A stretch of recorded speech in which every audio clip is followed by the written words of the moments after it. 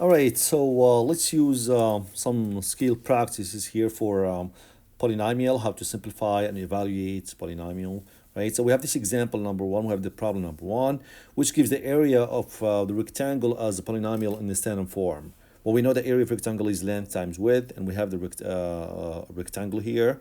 And we can see the length is 3, all right, so it's gonna be like 3x squared plus 4 times the width, which is going to be 4x minus 2, right?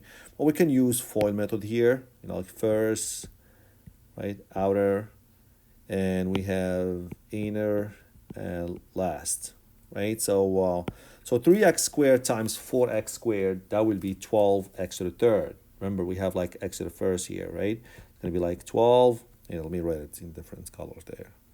So it's going to be like 12 x to the third. And we have 3x squared times negative 2. That would be negative 6x to the second. Then we have like 4 times 4 to the 4x. That would be 16x. And 4 times negative 2, that would be negative 8. So that's going to be the answer here. Right? And we can see it's going to be, I believe, answer D would be the correct answer, right? 12x to the third minus 6x squared plus 16x minus 8. All right, so in this question number 2, what is the value of the polynomial expression below when y equals 4? So we get negative 3y to the third plus 2y squared minus 5y plus 7. We need to find the value of this polynomial when y equals 4. It means we need to substitute y by 4. So let's do that. So we have like negative 3, we have like the negative 3, and we will substitute y by 4. It's going to be like times 4 to the third, and we don't need to use parentheses since we don't have negative value. That would be okay. And we have like plus 2 times y to the second, that would be 4 to the second, minus 5 times y, which is 4, plus 7. All right.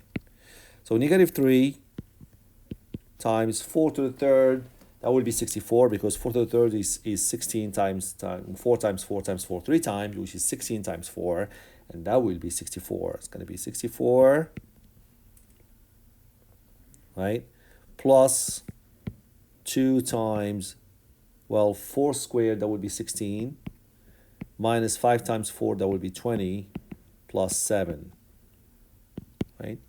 So we have like negative 3 times 64, that would be negative 192, plus 2 times 16, that would be 32, minus 20, minus 20 plus 7, that would be negative 13, right? And we have like negative 192 plus 32 here, that will be negative 160, added to negative 13, and that will be negative 173. And the answer will be A. All right, so we get this question. Again, we're going to subtract these two polynomials. So what is the difference of these two polynomials?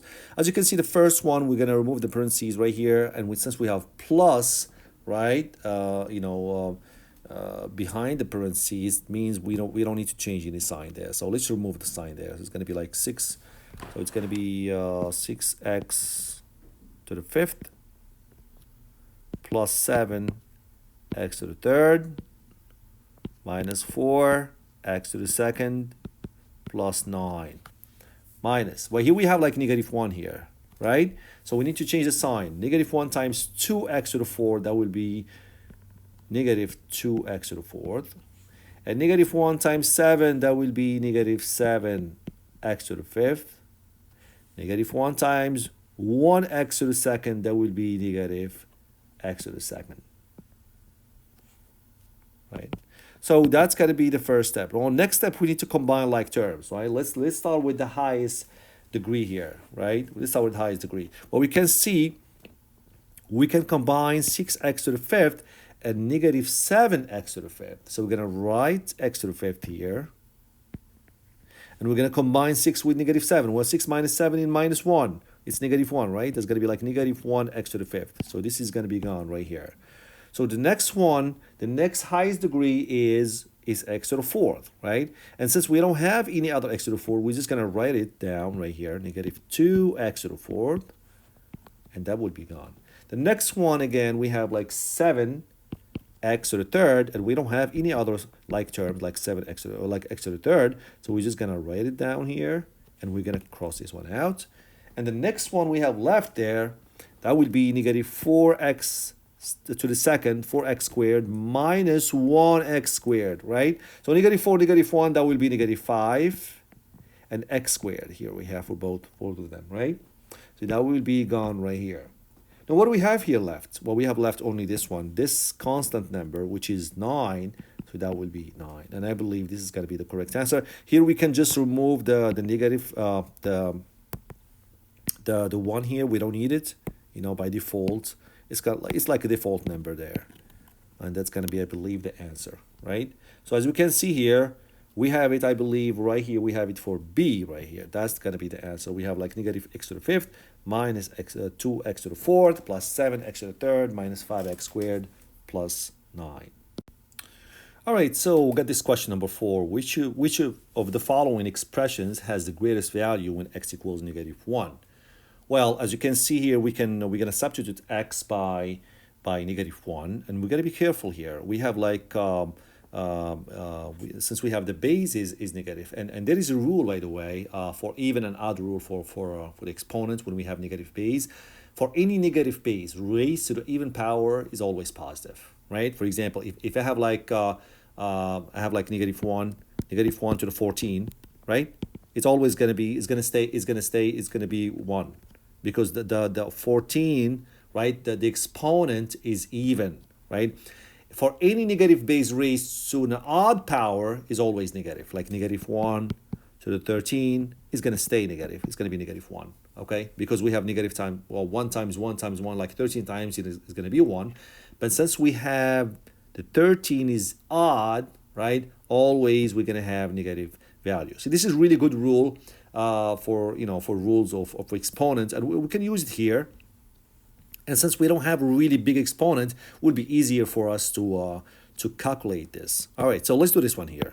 So let's calculate one by one, because they're asking us like which of the following expressions has the greatest value when x equals negative 1. So we need to calculate all polynomials here, like a, b, c, d, right? So let's go for the first one here. So we got like here we have like let me just get this one back here. All right, so here we have x to the third. So make sure you have a parentheses. It's going to be like negative 1 to the third. So we'll substitute x by negative 1 minus 4 times negative 1 squared plus 5, right? And here we have like negative 1 to the third. Again, 3 is odd, so it's going to be negative 1 times negative 1 times negative 1 3 times. It's going to stay negative 1 here, right? Minus 4 times negative 1 squared, that will be 1 plus 5, right? So negative 1, well, 4 times 1 is gonna be 4. So negative 1, negative 4, that will be, so negative 1, negative 4, that will be negative 5. Let me make it bigger here. Plus 5, and the answer is 0. So the answer is 0 for the first one. Let's go for the second one here. We're gonna substitute x by negative 1. Make sure you have, so here we have negative right here. That's negative, right, from the polynomial, and then we have x equals negative 1. So I will substitute x by negative 1, right? And plus 3 times negative 1 plus 3, right?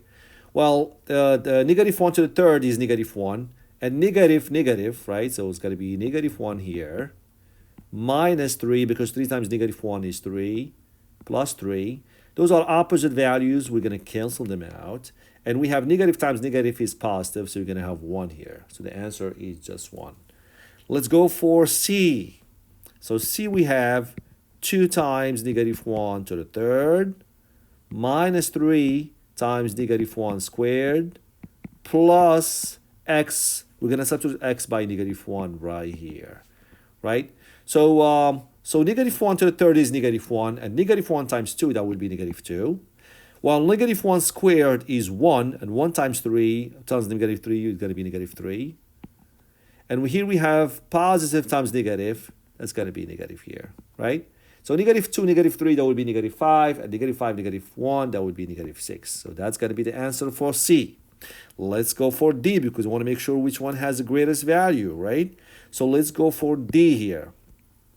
So here we have the negative 2 times, x is negative 1 to the third plus negative 1 squared minus 4 times negative 1 plus 4, right? So let's go here. So here we have like negative 2 times negative 1 because negative 1 to the third is just negative 1 plus 1 because negative 1 squared is 1. Negative 4 times negative 1, that will be positive 4 plus 1, right? So let's continue here. Let me erase this. Okay, so let's do this one here. So let's continue here. So we're gonna move on here. Oh, no, I'm gonna keep this one here. Okay, so let's move on here. So we have like negative 2 times negative 1, that will be 2 plus 1 plus 4 plus 1 here, right? All right, so we have 2 plus 1 is 3, 3 plus 4 is 7, and 7 plus 1, that would be 8. And the answer is going to be 8. As we can see, compared to 1 for A, to 0 for A, and 1, right? And 1, so 0 for A, and 1 for B, negative 6 for C, and we have 8. So it seems like D has the greatest value, and the answer is D.